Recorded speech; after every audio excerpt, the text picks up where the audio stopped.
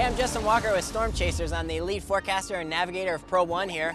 And basically our idea is to get in front of the tornado and deploy pods and get out before the tornado hits us. So we've just taken the mast down just to make this a little easier so you don't have to look up 13 feet to see what I'm talking about. But this is our ultrasonic anemometer. It's a different way of recording wind and wind direction.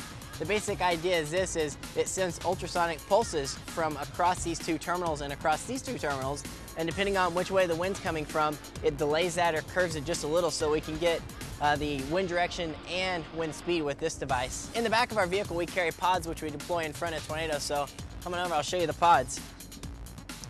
These guys here are our pods. We carry 4 in our vehicle, and their basic design is they're very heavy, very stout.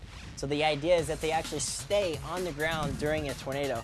Most of the weight, probably 90% of the weight, is in the base of this. It's half-inch steel plate, and the idea is just that we have a lot of weight low to the ground, and the wind speeds right at the surface are probably not that great. So our idea is that the higher winds are above here and they stay actually in place. This is a little bit different device than what we have on the front of the vehicle. It's a temperature and relative humidity sensor, but it just uses an accordion style. So air just kind of comes in here and we get, the air temperature and relative humidity of near the tornado. If it's in a really strong wind, this is probably going to get ripped off, but we'll have everything up until that point recorded. The data logger is inside here, which that's what stores all the information. The data is then transferred into here in a hardened steel box. It's waterproof, so even if this gets tossed in a pond, hopefully it stays pretty dry in there. Also, we install a camera on these.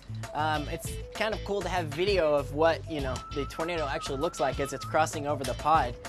So it's a very basic idea. We just have a little bitty camcorder in here. It's enclosed in this box, so hopefully it stays pretty dry. It's got a hole in the back here, which all we have to do is just untape it and press record. And we'll wrap up this tour with my home away from home, my office while we're out in the plains, inside my vehicle.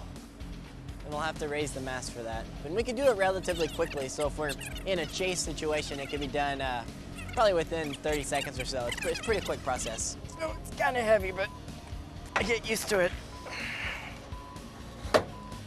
All right, so here's my office, my home away from home, where I spend 2 or 3 months each year. We have a laptop here.